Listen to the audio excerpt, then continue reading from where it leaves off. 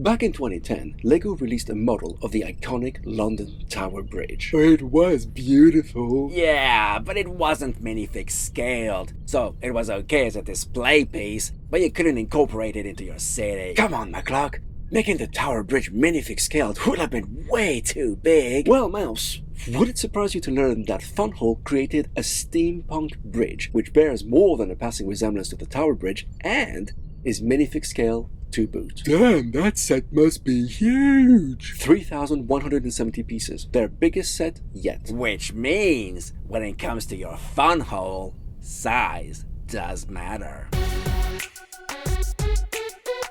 Thank you, Funwhole, for sending this set for us to review. Now, as always with a Funwhole set, we first need to deal with the minifigures. They aren't like Legos at all. Of course they aren't. You wouldn't want the company to face a lawsuit for trademark infringement now, would you? That way, Funwhole get to forge their own path. Their minifigs are pretty much the same size as a Lego minifig, only much rounder. Their shape is unique, and to be honest, were it not for the fact that you have to attach their arms and hands yourself, they're very much on par with Lego's own. Only difference here is Lego have a 47-year head start, which does affect people's attitudes towards a newer kid on the block. But look at them. The detail of their prints is excellent, and if there's any complaint to be made, it's that we should have more skin tones. All the figs essentially represent Caucasians. Well, this is the Victorian era, Captain. There were people of color in that era, Mouse. Plus, it's a make-believe steampunk world. And the same applies for their cyberpunk sets or any other collection aside for their street fusion theme. You mean like the bus stop? And the record store? Yes, you see, that's going in the right direction. But we definitely need more varied skin tone in all collections, and I hope they do this going forward. And more females? Oh, absolutely. This set has 9 minifigs, and only one of them is a woman. Poor show, Funwhole. It's the first set of theirs we've reviewed which has such a stark disparity. And as for the rest of the figures, you've got a couple of security guards, a couple of engineers, a guy with a leather flying helmet for some reason. Maybe the airship left without him. And the rest appear to be civilians. Despite the gender and melanin issue, it's a broad mix. Okay, so let's get on with the bridge itself, shall we? Right you are, McCluck. First off, I very much like how LEGO's competition produces pieces in colors LEGO refused to do. Now, some of this is based on legitimate reasons, like how a transparent piece is more susceptible to cracking, for instance.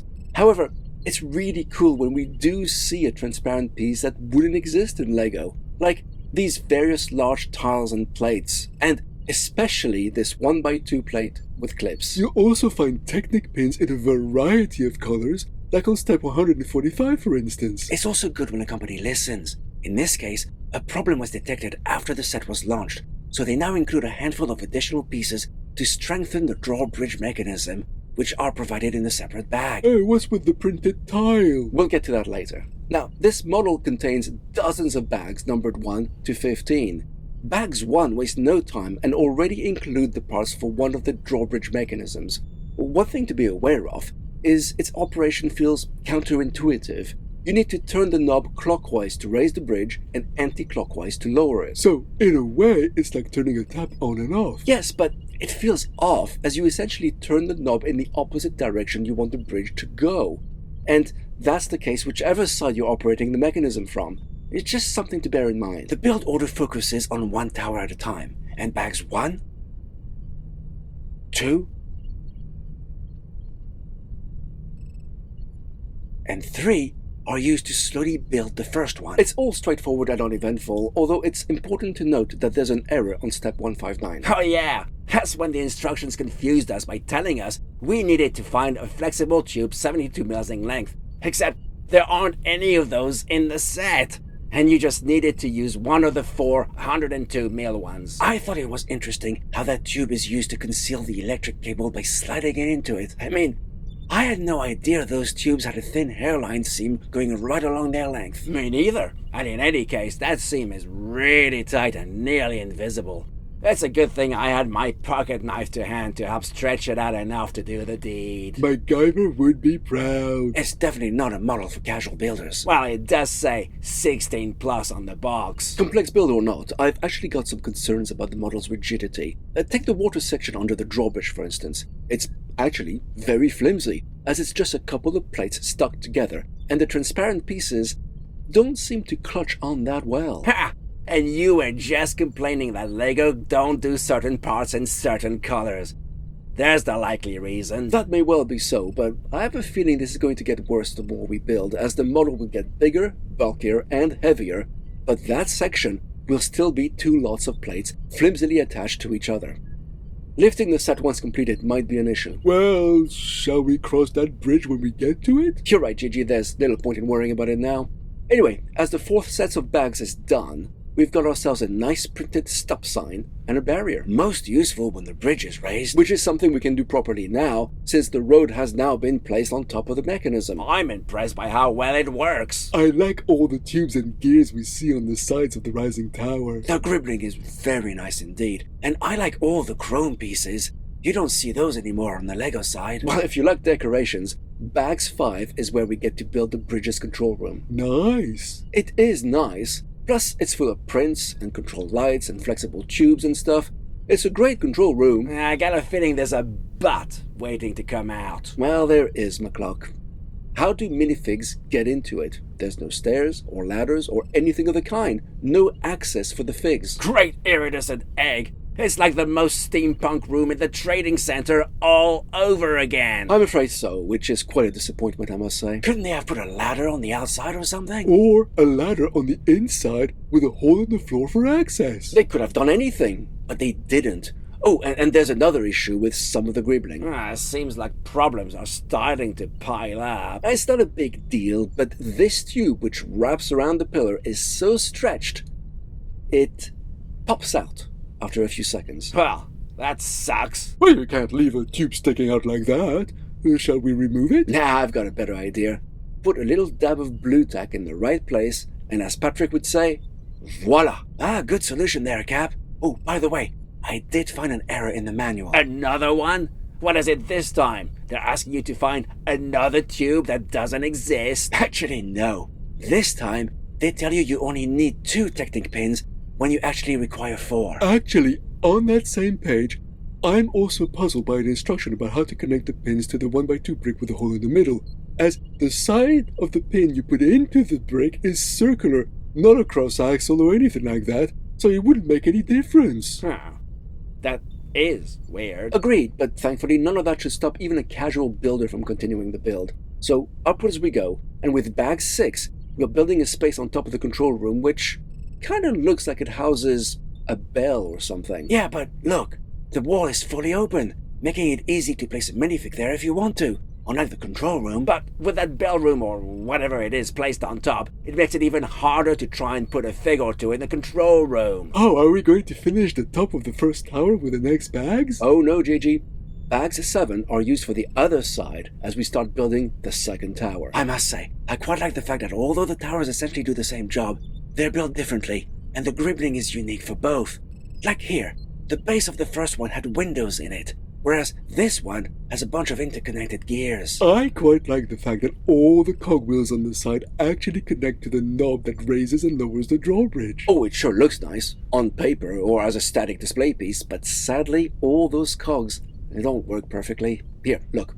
As I raise the bridge, those gears not only struggle, the teeth keep missing each other, and you can feel they're putting a lot of pressure on the mechanism itself. It seems to be okay when you lower the bridge, though. It's the inconsistency that worries me, Mouse. Now, with bags 8 done, we finally get to see the model's entire length, and at 83 centimeters, it's a pretty darn big model indeed. I'm not going to deny that it looks cool and all, but I want to point your attention to an issue I've never seen in Lego. It's not a big deal, mind, but it's still kind of annoying. What happened? Okay, well, look at these pieces. Can you tell me what color they are? They both look dark gray to me. Would it surprise you to know one's dark gray and the other's silver? Silver pieces are not uncommon, McCluck. Nah, that's not the point I'm making. Those 2 pieces were in the same bag, and if you don't pay attention, you'll easily put the wrong one in the wrong place. That's actually a very good point. Pieces shouldn't confuse a builder. I've encountered this with Funwhole sets before when it's not entirely clear which color is needed when the shades on offer are actually too similar, and the printed instructions color actually differ from the bricks in your hand. But dark gray and silver? That takes the biscuit. Thankfully, a 1x1 brick is easy to replace were a confusion to happen. You're right there, Mouse. Okay, when it comes to Bags 9, everything went smoothly, and I especially appreciated how different the second tower's decorations are. It's more geary than tubey. But there are similarities, though. Like having to feed an electric cable through a tube once more. At least this time, the instructions didn't tell you to find a non-existent shorter tube. True, and doing it a second time was much easier. However, we encountered a major problem with Bags 10 with the completion of the road over the second drawbridge. Uh-oh. The gear mechanism? The gear mechanism. As I feared, the pressure from all the extended connected gears, them being misaligned some of the time causing additional friction, plus the added weight of the road now on top of it, made that mechanism fail. And dismantling the partially built tower to get access to the mechanism to repair it was no easy task. Not when you had to do it multiple times. Why multiple times? Well, the first time we repaired it and left it the same, and when we tried to raise the bridge again, we ended up with the same failure. So after having repaired it a second time, I pondered what to do to fix this. Well, the solution's obvious. Since the mechanism works without trouble on the other tower, I'm guessing the main issue are all the connected gears, so remove them and it would work fine. But I don't want to remove them, McCluck. They're a nice visual gribbling, but yeah, you're right, they're the problem. So my solution was to remove the gear from the turning knob itself, replacing it with a handful of 2x2 round plates with an axle hole in the middle. Oh, clever. Well, that way the mechanism is unobstructed by the gears, which remain there for decoration. Except it didn't work, though, did it? Oh, it did work. The solution is sound. But I fear that the mechanism was weakened by the previous multiple failures, so it failed again. Oh, no! So what did you do then? The unthinkable. You didn't. I'm afraid I did. What did he do? You couldn't possibly have. Well, it's not like I had a choice, McCluck. What did you do? I glued the pieces together. Shameful. Utterly shameful. Well, desperate measures, people. Okay, look. This is the mechanism that raises and lowers the bridge. Well, pretty small considering. It is, and on its own it works very well. But see that gear here, the one that's horizontal from our point of view? Yeah? That's the one I glued to its shaft, as it was the one that kept being pushed away by the pressure. What a ridiculous single point of failure. I still can't believe you've done this. Listen, the bridge has to work reliably, and I don't want to have to dismantle it every 5 minutes. It was hard enough to do it with the tower being partially built. Imagine how much harder it would be when the whole bridge is completed. And did it work? It's working. Since you dared glue pieces together, will you be reconnected the mechanism to those gears on the side? I actually don't want to risk it, so we'll leave it like that for now. Okay, so let's carry on. Bags 11 focused more on the second tower's external decorations. I really enjoyed all the steampunk gears used for the gribbling of that tower. It looks really nice once it's done. I have no complaint about the gribbling. It all looks great, and by the time we completed Bags 12, both towers were at the same height. This was actually the last time the building instructions featured them separately. And there wasn't much to report here, except maybe the linked chain, which is made up of the same parts as the one used to great effect in the Flying Club. Sadly, it doesn't work as well here. It's not as crucial as for the Flying Club, Gigi, since this one is merely decorative. Yeah, but it looks so baggy. I tried removing a link, but it was then too small, so we'll just have to accept the bagginess, GG. But to be frank, that was the least of our problems, as we then had to deal with Bags 13, which turned out to be a bloody pain in the ass, I can tell you. What happened? To be honest, I struggled with it for so long, I was ready to toss the entire model out the airlock. The instructions made it look simple, but by golly, they sure weren't when applying them in real life. The problem I had is all due to the fact that the bridge, when completed, is top-heavy, and the base that simulates the water is merely 2 plates thick, and we've already seen how wobbly that area actually is. Because the large transparent plates don't grip enough? Exactly. Apply a bit of pressure up above, and out some pop. So, bearing that in mind, when you're trying to attach the complicated top structure to the 2 towers, and you're struggling, because you will struggle, the bottom base between the 2 towers will wobble and the plates will come off, pushing the 2 halves out of alignment. That's bad. That's not even the half of it, McCluck. Because those 4 arches which we attached a while back are already secured to their respective towers by a single stud round the corner on the inside. Apply a bit of pressure in the wrong direction, and when you're trying to connect all 4 of them at the same time, you will be applying pressure in the wrong place, out goes one, or two, or three. This should have been so much better designed. Like, why not secure those arches with more than a single stud for Cthulhu's sake? Glue time? You know, I did consider it, but I struggled on. I can tell you, it was definitely not my idea of a good time. You managed it though, right? Oh yeah, I did. I persevered and was able to move on. But then came the moment to choose what name to give the bridge. Should it be CTEE Bridge or City Bridge? Oh, so that's why there was another print in that additional bag at the start. Yeah, there was a misprint in the original run, so they fixed it by providing a second print. The Latin alphabet can be hard for some cultures. Now, as we neared the end of Bags 13, we had to thread a power cable through a plastic tube again. And a damn long one too. So here we go again, with my trusty pocket knife. It is definitely not a set for those with chubby fingers. Well, that rules out King Charles for sure then. Well, we're down to the final touches now, with Bags 14 focusing primarily on the second tower's principal spire and a handful of smaller ones dotted throughout it, and the same applies for Bags 15, which targets the first tower in the same way. And we're done. Now, despite all our struggles, especially connecting the two towers together, you have to admit it. It was worth it. The model does look really good. All that struggle, all that effing and blinding. Oh yes, swearing was involved. There was a lot of it. Yes, there was. A heck of a lot. I don't deny it. Isn't this hobby supposed to be relaxing? It should be, but it's done, you guys. And as with all Funwhole sets, the magic comes when the lights come on. Wow. All the lights work well, except for those tube ones that arch across the length of the bridge. That's odd, as it seems to be the same concept as those for the airship and the cyberpunk apartments, and those tube lights were very effective. Well, here you barely see them, but despite that, there's no doubt that this is a beautiful model. It's so obviously heavily inspired by London's Tower Bridge. Improved with striking steampunk decorations. Not only does it look great, the raising and lowering of the bridge works well too. Well, after all your modifications, that is. Yeah, those were necessary for the second tower. The first one is untouched and still works as it should. Now, as we've shown, there are issues with the build. It's not as strong as it could be, and there are some minor and some more major glitches that should be fixed. But it's a lovely model with its own very strong sense of identity. And it would look great as part of anyone's city, although there is a potential issue that in order to make it work, you would need to raise your city by a few bricks so the bridge's road ends up being level with the buildings. Oh, I'm sure this would look great. Although it would involve a lot of work raising the banks to such an extent. Imagine this bridge as the centerpiece of your city, with one bank featuring a steampunk district, for instance, and the other a more modern section or even a cyberpunk one. So many possibilities. But it's a pretty small bridge, though. I mean, I know it's based off the Tower Bridge, but it lacks its actual scale.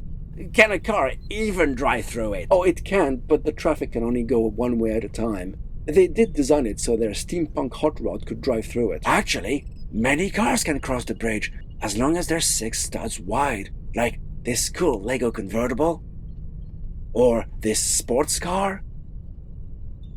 Even the removal truck will fit. It's actually even better than that. Look at the 60s Batmobile. It's 8 studs wide, and it too can fit. That's actually really cool. Yeah, but not all 8 studders were created equal. Funwhole's cyberpunk patrol car doesn't fit. Yeah, that's because of the protruding bumpers.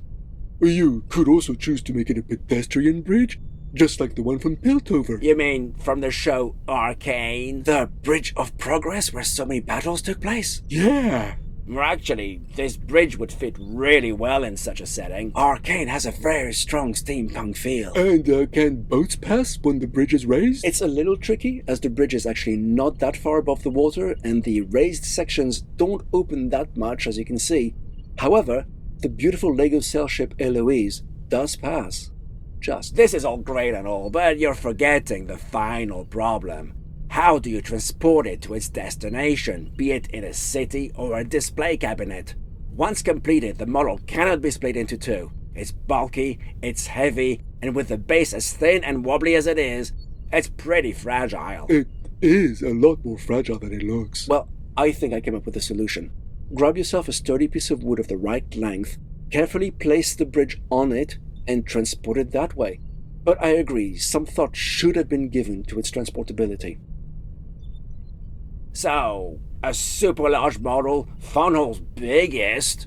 How much does it cost? For over 3,000 pieces and the lighting kit thrown in, the standard price is $200. Oh, that's a lot of money. Well, you do get a lot for it though, GG. Plus, don't forget, Funwhole often offer discounts from 10 to 30% off their retail price. So if you're interested, and it's not discounted when you check it out, do try again in a few days. So, what do you think of Funwhole's biggest set to date? Would it take pride of place in your own city or in your display cabinet? Do share your thoughts in the comments, and we'll speak to you again next time.